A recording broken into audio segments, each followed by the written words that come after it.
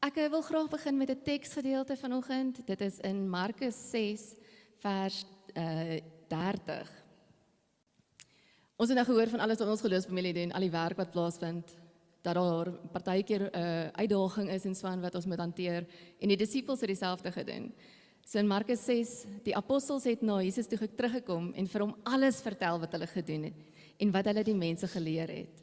Daar was baie mense wat gedurig gekom en gegaan het, sodat Jesus en sy disippels selfs nie kans gehad het om iets te eet nie. Hy sê toe vir hulle, kom julle alleen saam na 'n stil plek toe en rus 'n bietjie.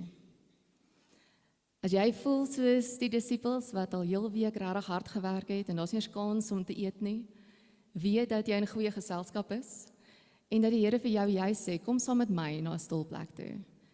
Ek groet jou in die naam van God ons Vader, wat van die begin af 'n plan gehad het met hierdie wêreld en dit deurgevoer het. Ek groet in die naam van Jesus Christus, sy seun, wat die plan was, wat sy lewe kom gee het, sodat jy vrygespreek kan wees en verhouding met hom kan wees. En ek groet in die naam van die Heilige Gees, wat vandag steeds werk, jou hierheen gebring het in hierdie erediens, en ook jou verder lei. Kom ons staan, ons sing saam met ons aanbiddingspan. Wag, voordat julle enigiets sien, ek hoop julle sien ons iets nuuts op die verhoog. Hierdie is 'n audio track, so as jy op jou rekenaar sien hoe die bewegings is met die klankgolwe, hierdie is die woord stil. En die gedagte is dat elke keer as ons dit sien, dat ons onsself herinner aan om stil te wees. En dat ons al die pad tot by Paasnaweek, tot op Opstandingssondag gaan ontdek, wat is stil? Stil wees saam met die Here. So kom ons staan nou, en ons gaan nie nou stil wees nie. Kom ons sing uit volle bors uit.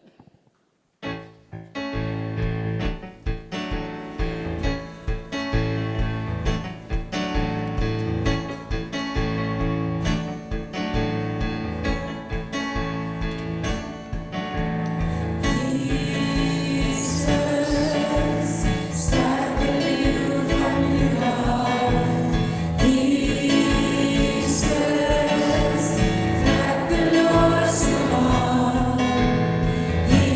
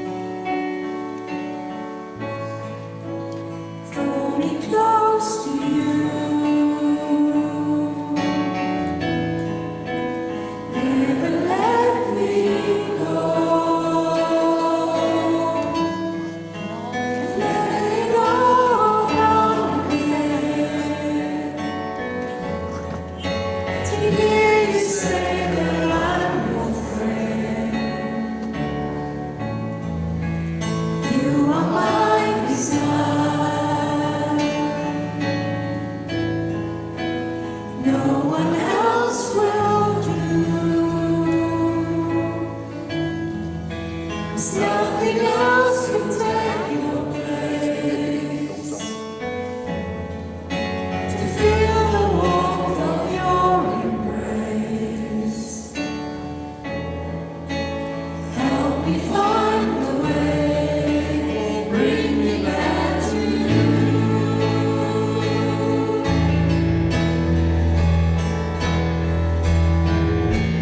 You're all I want. You're all I ever needed. You're all I want.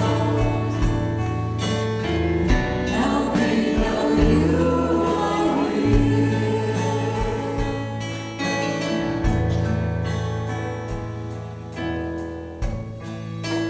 Draw me close to you. Never let me go. And lay it all down again. To hear you say that I'm your friend. You are my desire. No one else will do. There's nothing else can take your place. To feel the warmth of your embrace. Help me find a way. Oh, bring me back to you.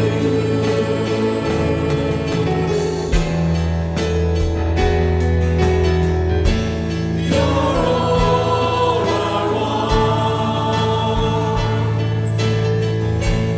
You're all I needed. You're all I want. Help me know you are here.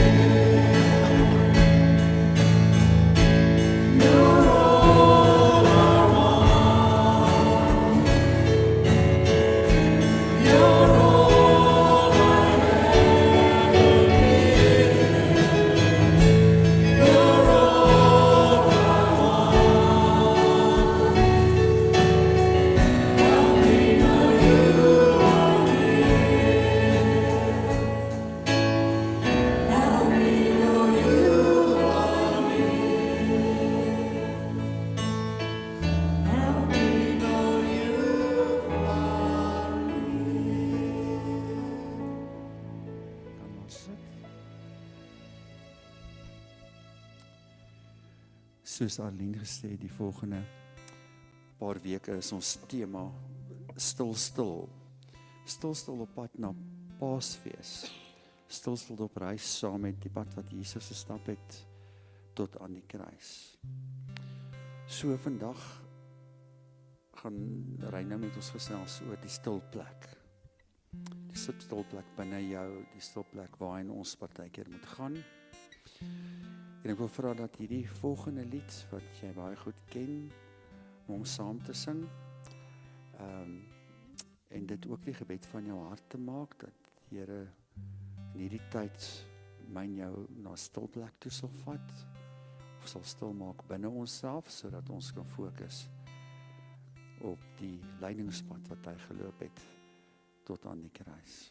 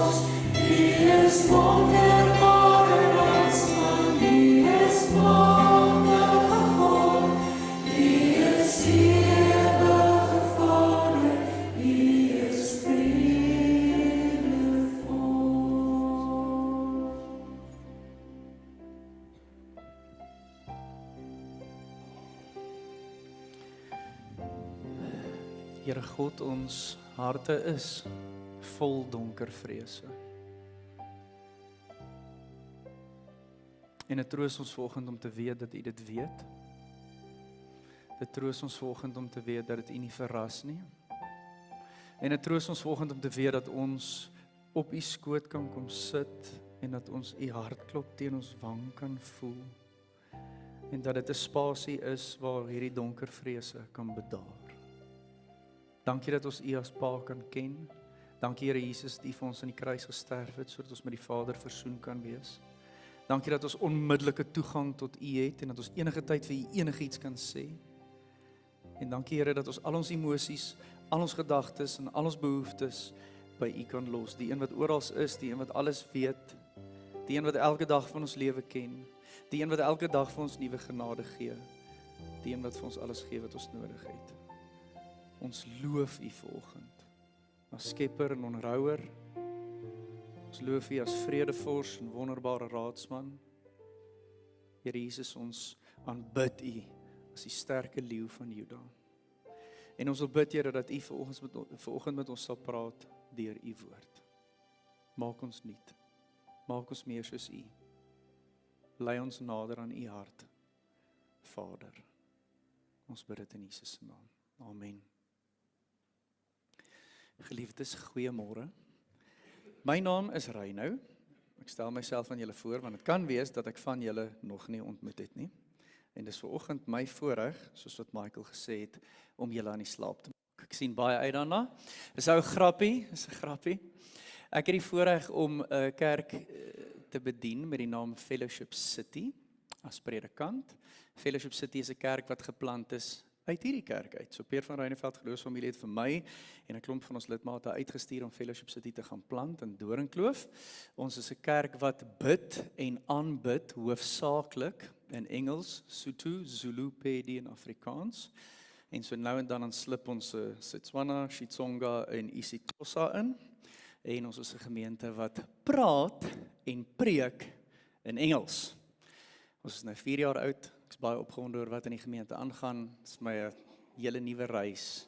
Ek moes laasweek weer die storie neerskryf vir iemand in Amerika vir hoe hierdie gemeente tot stand gekom het en hoekom ons besluit het om dit te doen. En elke keer dan skryf ek die storie van voor af. Ek kan hom copy and paste uit die vorige weergawe, maar dit is my so lekker om net weer te sit en te sê, man, hoe het ons hier gekom? En dan het ek natuurlik die voorreg ook om hierdie gemeente nou en dan as predikant te bedien. Ons gaan vanoggend ons tyd saam begin deur stilte. So hier's wat ons gaan doen. Ek gaan vir julle 120 sekondes se stilte gee. En ek wil vir julle vra om julle oë toe te maak en vir 120 sekondes net stil te wees. Kinders, kyk gou vir my. Julle gaan niks mis op die stage nie. Okay. Ek gaan net hier staan met my oë ook toe vir 120 sekondes. So julle kan ook maar julle oë toemaak. Kom ons raak stil.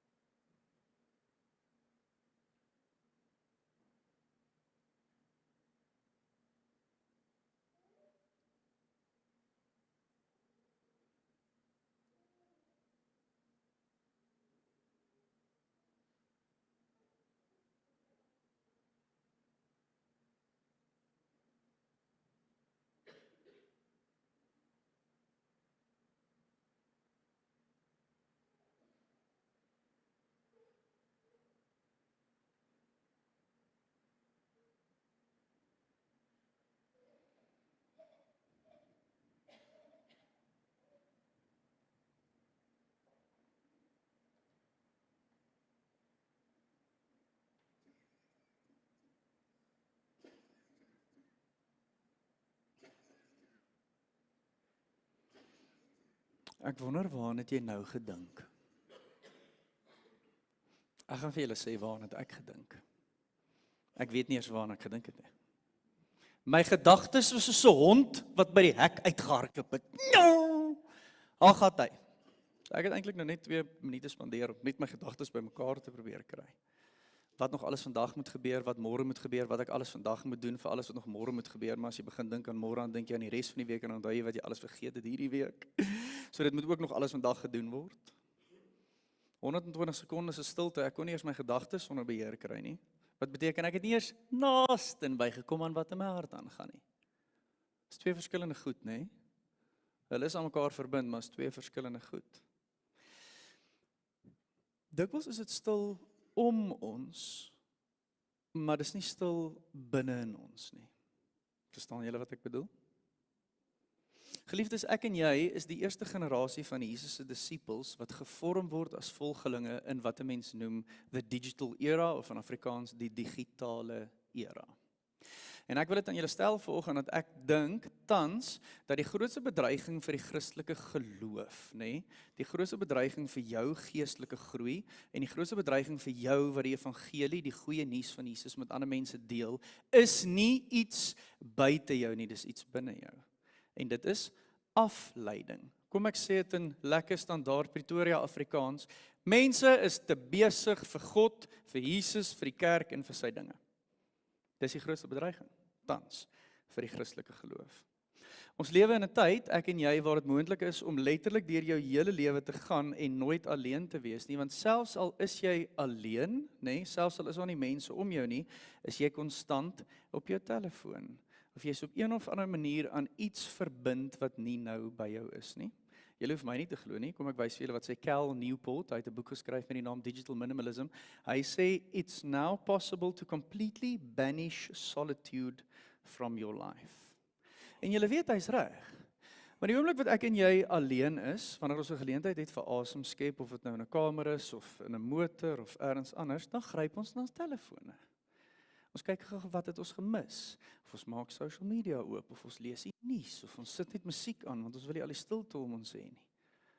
Ons is op 'n manier vasgebind aan 'n wêreld van geraas, omdat ons nooit in afsondering is nie.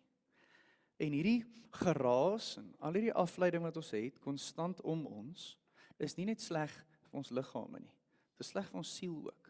Dit is sleg vir ons gees, dit is sleg vir my en jou geloofsreis. Kom ek vra jou hierdie vraag. Wat het jy al alles gemis wat die Heilige Gees vir jou wou sê, omdat jy nooit geleentheid skep om te luister nie? Dink vir 'n oomblik daaroor. God se Gees lewe binne in jou. En hy's daagliks met jou op pad, besig om jou te lei, besig om jou te wys, besig om jou te oortuig en besig om met jou te praat. Kom ek praat 'n aksin. Wat het ek al alles gemis? Hoeveel keer het die Heilige Gees vir my gesê, bemoedig hierdie persoon, gee vir hierdie persoon, troos hierdie persoon, seën hierdie persoon, help hierdie persoon, loof die Here vir wat hy gedoen het, prys vir Jesus vir hierdie deurbraak wat hy gebring het. Maar ek hoor hom nie. Want my aandag is konstant afgelei en besig met iets anders. Wat moet ons maak? Want dit is my en jou realiteit. Kan ons by Jesus leer hoe om te leef op so 'n manier dat ons dit nie mis nie? Gelukkig, soos altyd, is die antwoord ja. Ons gaan vandag kyk na Jesus se dissipline of Jesus se praktyk van afsondering. Of kom ek maak dit nog meer eenvoudig? Jesus se dissipline van stil wees in die stil plek. Ons kan dit noem 'n praktyk van afsondering. Die mooi Engelse woord is solitude. So ons begin vandag met 'n nuwe reeks, soos Karel gesê het, en die reeks se naam is Stil. En in hierdie reeks gaan ons praat oor stilte. Maar meer as dit, ons gaan praat oor afsondering. Ons gaan praat oor die stil plek en wat met jou gebeur wanneer jy in afsondering en in stilte intimiteit met God ervaar. Hoekom doen ons dit? Want ons moet onsself voorberei vir Paasfees. Paasfees is om die draai. Die naweek wat ons weer kyk na Jesus se dood en sy opstanding. Ouens, jy kan nie net by Paasfees inval en uitval en dan doen Paasfees niks met jou nie. Paasfees is ons belangrikste oomblik in ons kerk se kalender. En daarvoor moet jy voorberei. Julle weet net so goed soos ek, as jy wil hê iets moet epic wees, dan moet jy daarvoor voorberei. Ek wil 'n epic Comrades hardloop hierdie jaar, so ek moet 6 dae 'n week opstaan en gaan oefen sodat ek 'n epic Comrades kan hardloop. Dit gaan nie net van self gebeur nie. En Paasfees is dieselfde. So ons wil weer dat die goeie nuus van Jesus se dood en opstanding ons werklik verander. Dat ons weer in verwondering voor hom sal staan vir die prys wat hy vir ons betaal het en die liefde wat hy aan ons betoon het. En ons gaan dit doen deur stil tot by Paasfees te gaan. Ons teks vandag is net 2 verse, want anders preek ek te lank. Dis 'n grappie. Lukas 5 vers 15 tot 16. So ons gaan hom lees in die 1983 vertaling, dis jou old school nuwe Afrikaanse vertaling. En dan wil ek hom ook vir julle wys in die 2020 vertaling, want ons eintlik net een woord waarop ek gaan fokus in hierdie teks. So kom ons lees. Lukas 5 15 tot 16 in die 83 vertaling. Hy is op die bord. Tog het die nuus oor hom nog verder versprei en groot menigtes het saamgedrom om na hom te luister en van hulle siektes genees te word. Maar hy het hom altyd weer in eensame plekke afgesonder om daar te bid. So dis die 83 vertaling. 2020 klink baie dieselfde behalwe vir die woord eensame plekke. So kom ons lees dit. Die nuus oor Jesus het egter nog verder versprei. Groot skares het om hom saamgedrom om na hom te luister en van hulle kwale genees te word. Vers 16. Hy het hom egter gereeld teruggetrek na afgeleë plekke en daar gebid. So hy het hom altyd weer in eensame plekke afgesonder, sê 83, 2020 sê, hy het hom egter gereeld teruggetrek na afgeleë plekke en daar gebid. Nou goed, ek besef hierdie is nou 2 verse uit 'n hoofstuk, so kom ek help julle net om te verstaan waar ons is. Hierdie is nou net nadat Jesus sy eerste 4 disippels geroep het om hom te volg, net die 2 boeties, Petrus en Andreas, en dan vir Johannes en vir Jakobus. Jesus het kort daarna 'n melaatse man genees, en toe die melaatse man geweldig opgewonde is oor dit wat Jesus vir hom gedoen het, toe sê Jesus vir hom, moenie dit op jou WhatsApp status sit nie, gaan huis toe, en gaan aanbid, soos wat jy nog altyd begeer het om te doen. Ek het nou vir jou gegee wat jy nou nodig het. En dan hierdie 2 verse wat ons nou gelees het. Nou daai frase, eensame plekke in die Afrikaanse vertaling, is van die Griekse woord eremos. En daai Griekse woord eremos het verskeie betekenisse. Julle weet mos, in Afrikaans gebruik ons die woord lekke.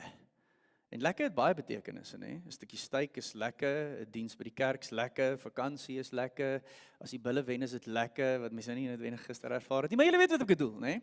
So eremos in woestyn, eremos in Grieks beteken die woestyn. Dit beteken die verlate plek. Dit beteken die verlate oord, né? 'n area wat as verlate beskryf kan wees.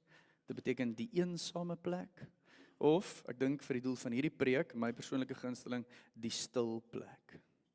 Nou julle, Jesus se wêreld het baie anders gelyk as ons, en ek dink is nogal belangrik dat ons dit vir mekaar moet sê. Onthou, so ver soos wat ons ook kan sien jy mense, né? Ons bly in 'n stad wat 3,5 miljoen mense in het. Dit het nie so gelyk in Jesus se tyd nie. In Jesus se tyd was die dorpies werklik klein. Baie van die dorpies was tussen 150 mense en 350 mense. So kinders, dink daaraan, die hoeveelheid mense wat in Jesus se dorpie gebly het, is soveel soos die kinders in jou graad. That's it. Die 5 klasse in jou graad, dis hoeveel mense in Jesus se dorpies gebly het. So almal het mekaar geken, en jy weet mos nou as julle graad by mekaar is, en jy kyk net verby julle graad en sien jy niks meer mense nie. Dit is hoe dit gelyk het in die tyd wat Jesus geleef het. So, buite hulle bewoonde gebiede was daar groot, uitgestrekte dele leë, onbewoonde land.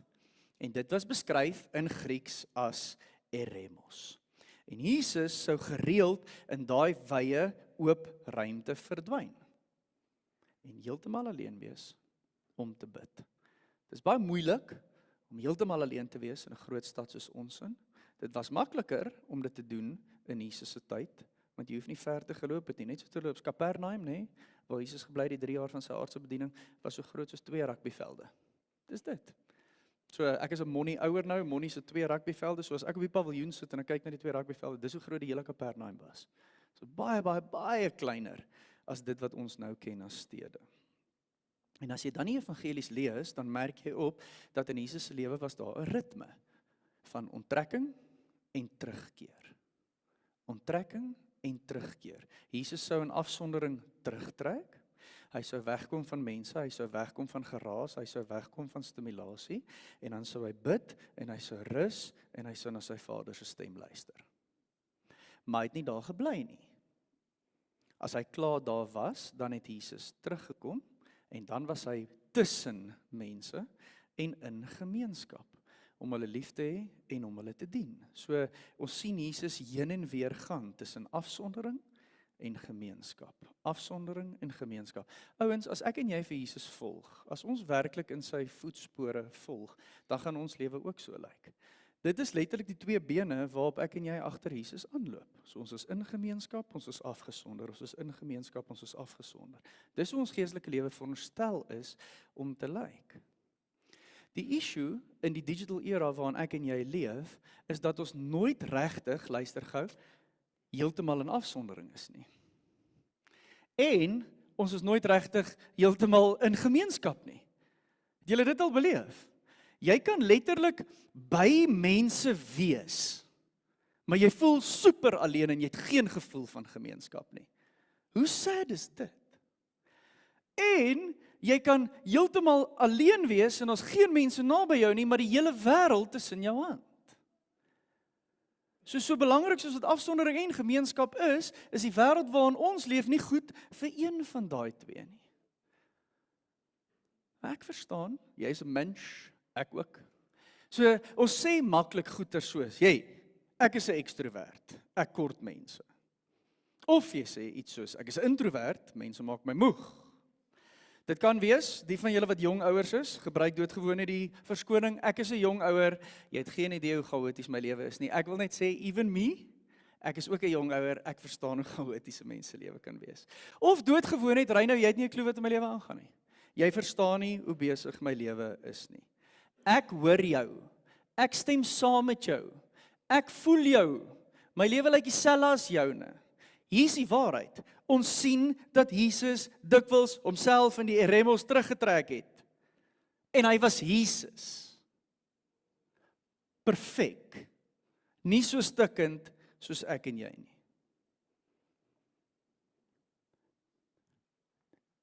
Dink jy jy's besig?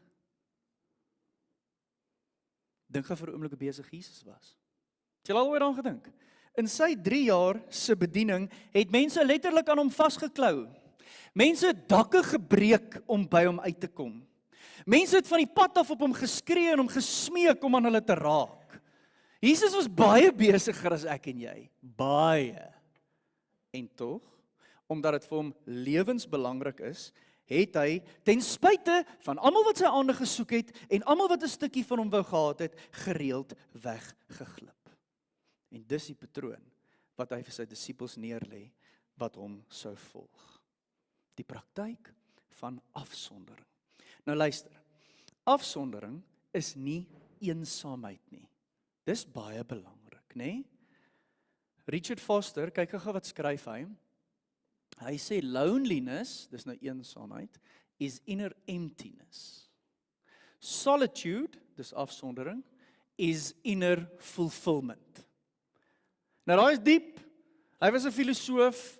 Ons kan nie nou te lank daar sit nie. Kyk net en hy sien dis twee totale verskillende goed. Eensaamheid is 'n pyn in die menslike hart. Eensaamheid is wat ons voel as ons nie liefde ontvang nie. Eensaamheid is 'n groot wond wat die moderne siel dra. Ek gaan dit nou weer vir julle sê, julle weet dit. Sosioloë sê dat Gen Z, dis mense gebore tussen 1997 en 2012 min of meer, die eensaamste generasie van alle tye is. Volgende jaar word die eerste mense van daai generasie 30. Wat beteken hulle is geweldige, eensame volwassenes. Afsondering is nie eensaamheid nie. Afsondering is ook nie isolasie nie. Kyk wat sê Wayne Cordeiro, hy sê, there's a difference between isolation and solitude. They contain similar characteristics, but in reality they are worlds apart. Solitude is a chosen separation for refining your soul. Isolation is what you crave when you neglect the first. Sien jy? So solitude is wanneer ek kies om eenkant te wees, sodat daar iets met my kan gebeur. Isolasie is die gevoel van, chops, ewe skielik besef ek is alleen. En ek het niks en niemand nie. Isolasie is 'n beweging weg van verhoudings, afsondering is 'n beweging na 'n verhouding. Sien julle wat ek daar gedoen het? En dan laastens, afsondering is nie bloot net alleen wees nie. Onthou, jy kan alleen wees sonder dat daar ander mense by jou is, maar jy kan besig wees om admin te doen soos in die ou dae en boodskappe te antwoord. Of jy kan telly kyk, of jy kan 'n podcast luister, of jy kan wasgoed opvou. Dis nie dieselfde as afsondering nie. Afsondering, baie eenvoudig gedefinieer, is doelbewuste tyd, luister, in stilte met onsself en God. Miskien klink dit beter as ek dit in Engels sê. So kom ek haal vir Ruth Haley Barton aan. Sy sê, solitude, at its most basic and profound level, is simply an opportunity to be ourselves with God. Dis 'n vibe. Dis 'n vibe.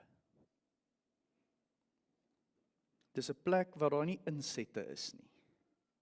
Dis 'n plek waar dit jy is en God. En jou hart oop gelê voor God. Nou om dit te doen, is daar twee baie belangrike goeders wat ons nodig het. Die een is stilte en die ander een is rustigheid. Stilte beteken nie net die afwesigheid van klank nie, né? Dit noem mense nou eksterne stilte, maar daar's ook so iets soos interne stilte. Ja, dit is nogal moeilik, né? Ons het nou gevoel in die 120 sekondes eksperiment wat ons gedoen het, dit gebeur nie so maklik nie. Maar interne stilte is wanneer jou gedagtes en jou bekommernisse en jou emosies en alles wat rumoer hier binne in jou hart ook uiteindelik stil raak, so buite en binne. En as jy buite en binne stil raak, dan gebeur iets wat 'n mens miskien in Afrikaans kan noem rustigheid. In Engels noem mense dit stillness. Dit is om by 'n plek te kom waar die onstuimige waters van jou hart soos 'n spieelgladde meer vroegoggend of laatmiddag voor jou lê. Het julle dit al gesien? Dit is maar mooi. Dit is ongelooflik as water so speel stil is. Dit is rustigheid. Verbeel jou vir 'n oomblik, ek het 'n glasfles nou hier. Hy's vol water, jy kan deur hom sien. En ek vat 'n koppie grond. En ek gooi die koppie grond in die glasfles. Ek sit 'n deksel op en ek skryf hom so 'n bietjie. Hoe gaan daai water lyk? Vuil. Wolkerig, né? Vol sediment. Maar as ek hom hier sou los vir 'n ruk, weet julle wat gebeur? Die grond sak af. En al die vuil sak af. En dan sien jy baie duidelik weer die helder water en die vuil grond. Dis met my en jou gebeur wanneer ons in die stil plek ingaan. En geliefdes, die doel van daai stil plek is intimiteit. Luister mooi, intimiteit. Dink vir 'n oomblik julle, as ek nooit alleen saam met my vrou is nie. Nooit. Ons is altyd tussen ander mense, ons is altyd op pad ergens heen, ons is altyd in 'n harde, lawaaierige omgewing. Wanneer gaan ek en my vrou intimiteit met mekaar hê? Beide fisies en emosioneel. Wanneer? Gaan gebeur nie. Ons moet tyd daarvoor skep. Ons moet doelbewus onsself in 'n spasie sit, weg van ander, sodat ons dit met mekaar kan beleef. Dis dieselfde in ons verhouding met God. In ons verhouding met God moet ons eenkant toe gaan, sodat ons daai diep intimiteit met hom kan beleef. Ons het in ons huis iets wat ons noem bolletjie tyd. Dit werk so. Ek gaan sit op die bank. En enige een van my 3 vrouens maak hulle self dan in 'n bolletjie en dan kom sit hulle bo op my. Die reël is, geen deel van jou lyf mag van my lyf afwees nie. So, ek meen, Eywa word nou al groter, liewe ouers, sy's in graad 5, so ek moet 'n bietjie harder werk om haar 'n bolletjie in te kry, maar alles van jou moet bo op my pas. En dan hou ek my arms om jou vas en jy's in 'n bolletjie en dan het ons nou bolletjie tyd. Ek kan dit actually met Marie ook nog doen. Ek weet ek is 'n klein ou, maar sy is ook darem 'n klein vrou. En dan hou ek haar vas. Weet julle wat gebeur wanneer my kinders bo op my skoot so sit? Hulle hartslag gaan af, my hartslag gaan af. Hulle asemhaling raak al hoe stadiger en dieper, my asemhaling raak al hoe stadiger en dieper. En dan begin hulle so smelt in my in. Hulle raak al hoe swaarder en al hoe papper. En ek kan hulle al hoe stywer en al hoe nader druk, want hulle lywe is nie meer gespanne nie en hulle spiere is nie meer geengage nie. Dis great, ek love it! Ek wil hê dit moet ooit stop nie, ek besef. Okay, die dag wat daar skoonseun is, gaan ek my girls mee bolletjie tyd hê. Ek verstaan, maar vir nou, love ek dit. Jy is soos 'n kind. Jy word genooi na bolletjie tyd saam met jou pa. Ek gee nie hoe oud jy is nie, ek gee nie hoe grand jou kwalifikasies is nie, en ek gee ook eintlik om wat jy dink van jouself nie. Jy is 'n kind. Ouens, as dit die Here se wil is dat ek by 95 uitkom en my tande is geel van al die koffie en my vel lyk soos glad wrap en ek het hare wat uit my ore uitgroei en my ore is so groot soos satellietskottels, wil ek nog steeds kan sê ek gaan bolletjie tyd saam met my pappa hê. Geen hoe oud ek is nie. Ons bly 'n kind. Dit is waarheen ek en jy genooi word. Vriende, ons lewe verander as ons in afsondering saam met God is. En ek wil ook vir jou sê, jou lewe verander as jy nooit in afsondering saam met God is nie. Maar dis nie vir die beter nie. Ek weet nie vir jou nie, maar as ek nie tyd saam met God spandeer nie, voel ek ver van hom af. Ek voel ver van myself af. Ek raak ongelooflik reaktief in elke situasie waarin ek myself bevind. Ek verloor net so God se perspektief op my eie lewe. Ek word ongelooflik moeg. Ek voel ek kan nie meer nie. Ek word emosioneel regtig ongesond, kortgebonde, ongeduldig. Brrr, blaf my kinders vir niks. Dit gebeur as ek nie tyd saam met God spandeer nie. Ek word kwesbaar vir versoekings. Man, kom ek sê dit vir julle reguit, my hele lewe val uitmekaar uit. As ek nie in afsondering, in die stil plek, bolletjie tyd met my pa het nie. So as jou lewe nou besig is om uitmekaar uit te val, daar is jou antwoord en daar is jou beginplek. En ek sê nie om in afsondering te wees saam met God beteken jy moet na die Tankwa Karoo toe gaan met jou rugsak of jy moet in die Drakensberge gaan sit. Nie, great idee, as jy kan, doen dit. Ja, die Tankwa Karoo, ouens. Dis mooi daar. Mooi daar. Doen dit as jy kan. Maar jy hoef nie. Wat jy wel na toe uitgenooi word, is om daagliks in jou lewe hierdie praktyk of hierdie dissipline te beoefen. En jy sal weet hoe. Dis partykeer so eenvoudig soos stap in jou straat af. Of sit saans net bietjie buite jou huis en luister na wat om jou aangaan. Of kyk na die son wat opkom. Of kyk na die son wat sak. Of staan vroeër op voor almal in jou huis wakker word. Of gaan slaap 'n bietjie later nadat almal in jou huis sal gaan slaap het. Dis nogal interessant, Jesus het dit ook gedoen. Hy was nie altyd net vroeg op nie, partykeer het hy laat wakker gebly. Okay, hy is Jesus, alright, hy kan 'n vroeë voël en 'n naguil wees. Ek dink die mense kan nie, ek dink jy's of die een of die ander. Maar wat jy en jy ook al is, gebruik daai tyd.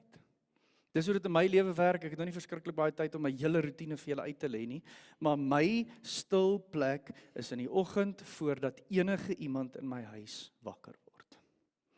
En ek laai my telefoon in die verste moontlike hoek in ons huis van my bed af. Nie langs my bed nie, want ek wil hom optel. So ek, hoe ons huis uitgeleë is, as ek gaan hardloop, dan gaan ek by die agterdeur uit. So ek sien nie my telefoon, totdat ek terugkom van my run af nie. So daar's opstaan, daar's stilte, daar's teks lees, daar's bid. Nou jy kan Bybel lees voor jy bid, nê? God kan maar eers praat. En dan kan jy praat. En daar's hardloop, en daar's terugkom, en daar's hoe sit kinders. En dan eers kyk ek na my foon. Want my foon is vol mense. Ek kan nie opstaan met 25 mense wat sê, "Hey, goeiemôre Reino, ek is so bly jy's wakker, ek wil graag vir ietsie vra nie." Ek kan nie dit doen nie. Ek is heeltemal te sondig. Ek weet nie vir julle nie. Maar as jou PA deur 'n e-mail sommer by jou in die bed is dinge nie lekker nie, hoor. Kan nie so werk nie. En die bomme wat in die rand val, moet jou ook nie by die bed groet nie. Gee net kans om te sê goeiemôre Here. Dankie.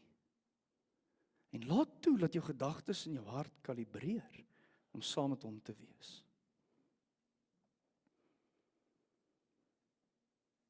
Ek dink baie van ons vermy afsondering. Ek dink baie van ons vermy stilte. En kom ek sê vanoggend vir julle hoekom ek so dink. Ek dink hier is van ons en spesifiek manne. Ek gaan nou 'n bietjie met die manne praat. Hier is van ons wat sukkel om te glo dat God goed is.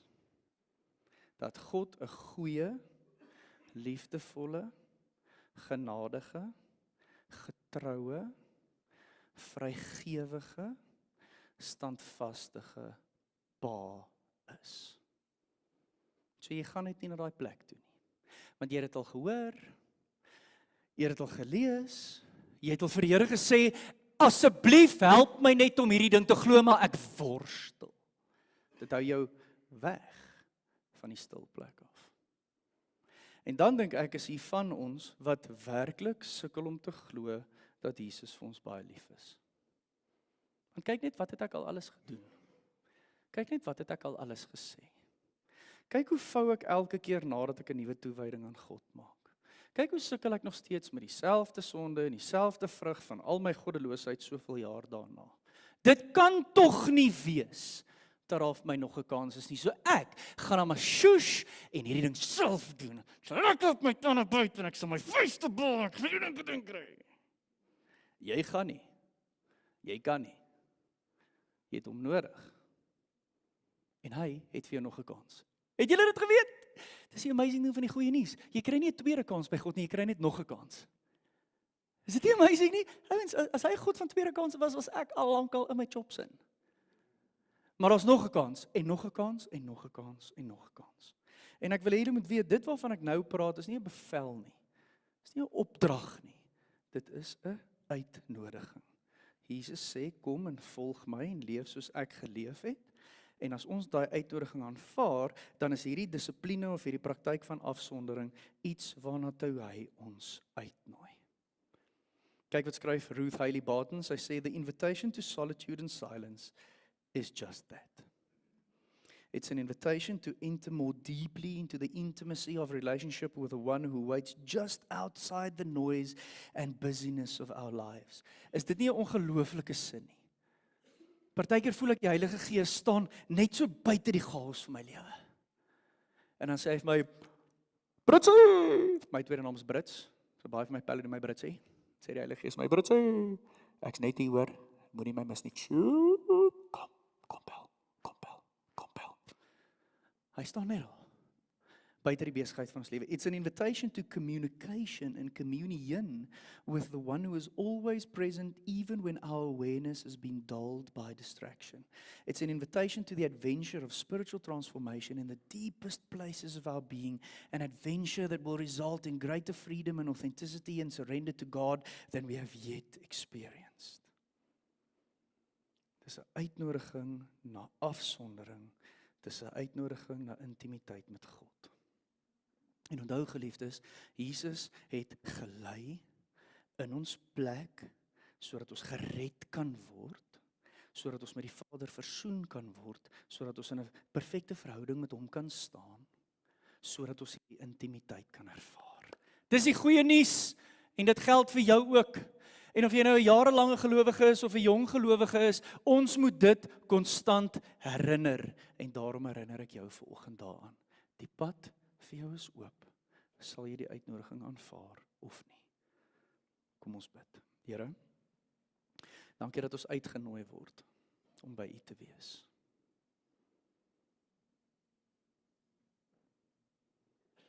Ons gaan nou sing dat ons graag by U voete wil sit. En Here, ek wil bid dat ons reis hierdie komende week, dag vir dag, hierdie komende maand, week vir week, en hierdie seisoen totdat ons by Paasfees uitkom, werklik 'n seisoen sal wees waarin ons intimiteit op 'n totale nuwe vlak saam met U sal beleef. Help ons deur die krag van die Heilige Gees en deur U leiding om alles te beleef wat U vir ons het elke dag. Dankie dat ons dit van U kan vra. Amen. Net voordat ons saam reageer met 'n lied met die naam Find Me at the Feet of Jesus, wil ek graag vir julle wat iemand in julle huise het, 'n opdrag gee vir die week. Julle weet, by Beer van Rynveld noem ons dit huisgeloof, né? Geloof in jou huis. So wie ook al saam met jou in die huis is, of met wie ook al jy 'n diep verbintenis het, doen die volgende. 1. Deel met mekaar, waar is jou stil plek? En onthou, as jy nie 'n stil plek het nie, dan moet jy aan die tafel sê ek het nie 'n stil plek nie. Dit is ook 'n goeie ding om te doen, né? Ons wees eerlik daaroor. Dan, die tweede ding wat jy kan doen, is wanneer jy om die tafel sit, deel wat het vandag met jou gebeur in die stil plek. So, waar is die stil plek? En wat het met my gebeur in die stil plek? Kom ons staan en dan sing ons saam.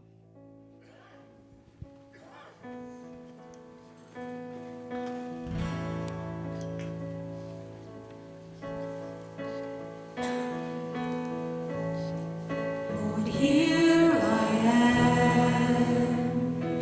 you have all of me.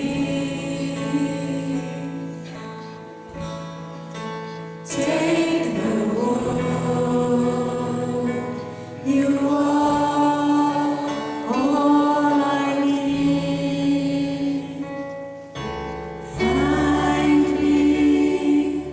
Find me at the feet of Jesus.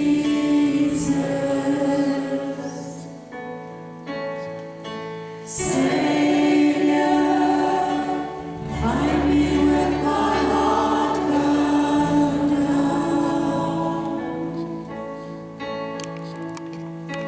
Find me on my knees, find me close to thee. Find me at the feet of Jesus.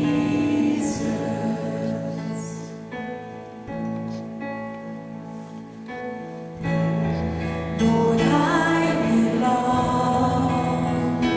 to you. You have my heart, my only hope is you and everything you are. Find me at the feet of Jesus.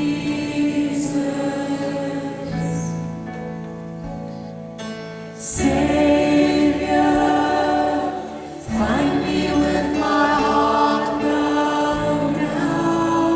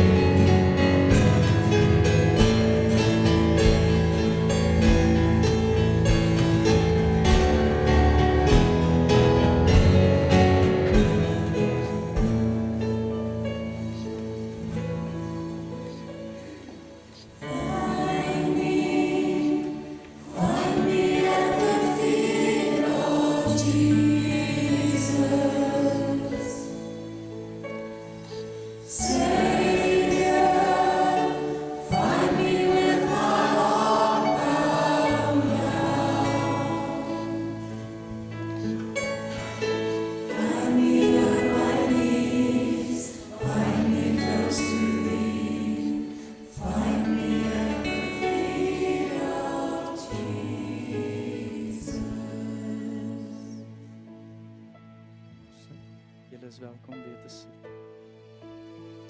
Geliefdes, as Christene bely ons dat alles wat ons het van God afkom, alles wat hy vir ons gegee het, moet ons in rentmeesterskap bestuur, nê?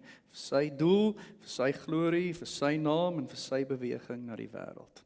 En ons gaan nou 'n oomblik neem waarin ons vir die Here dankie sê met dit wat hy reeds aan ons toevertrou het. So hy het vir ons gegee en nou gee ons vrygewig aan hom terug, omdat hy vrygewig aan ons gegee het. Ons noem dit 'n oomblik waarin ons dankoffers gee. So julle weet hoe dit werk, die van julle wat gewoonlik 'n mandjie kom haal om te stuur, om ons in staat te stel om ons dankoffers te gee, doen dit asseblief. Julle sal sien as jy eerder elektronies wil gee, daar is QR codes en details ook op die stoele vasgeplak reg voor jou. Kom ons neem 'n oomblik en dan sê ons vir die Here, dankie.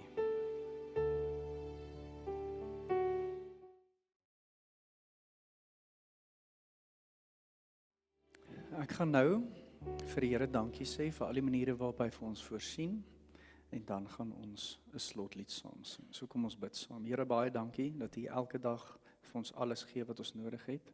Here Jesus, U het ons geleer om te bid vir daaglikse brood en tog gee vir U vir ons soveel meer as dit. Dankie vir U vrygewige en beautiful hart teenoor ons. Nie net in die manier hoe U liefde aan ons betoon het nie, maar ook op al die maniere waarop U vir ons gee. Hierdie is ons manier, Here, om vir U dankie te sê en ek wil regtig bid dat hierdie geld wat ons nou vanoggend gegee het, dat dit baie vrugbare saad sal word in U koninkryk.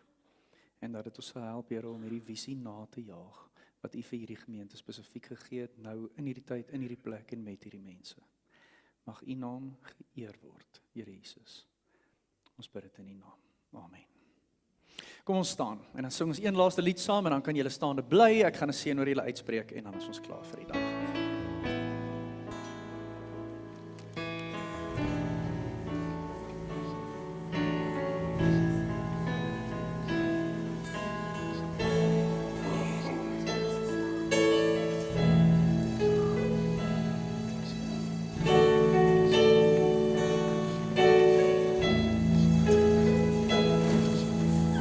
Alles wat ek is, na U troon, o Heer.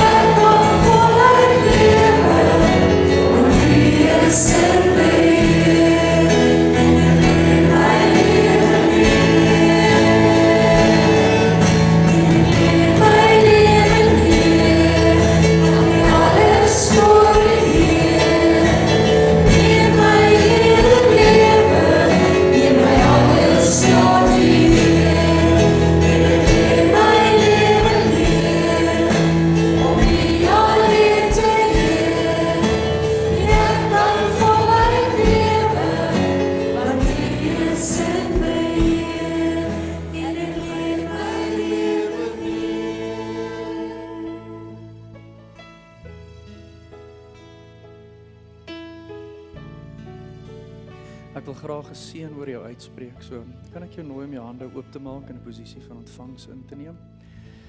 En net voordat ek die seën uitspreek, wil ek net sê, ja, vanoggend se aanbiddingsliedere het so mooi saam met die teks en die boodskap gewerk. Dankie Karel vir die kies en dankie julle vir die bediening. Dit was amazing.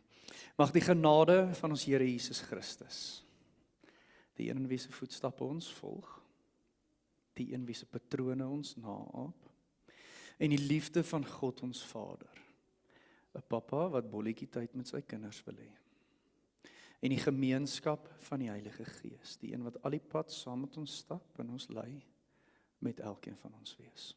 Amen.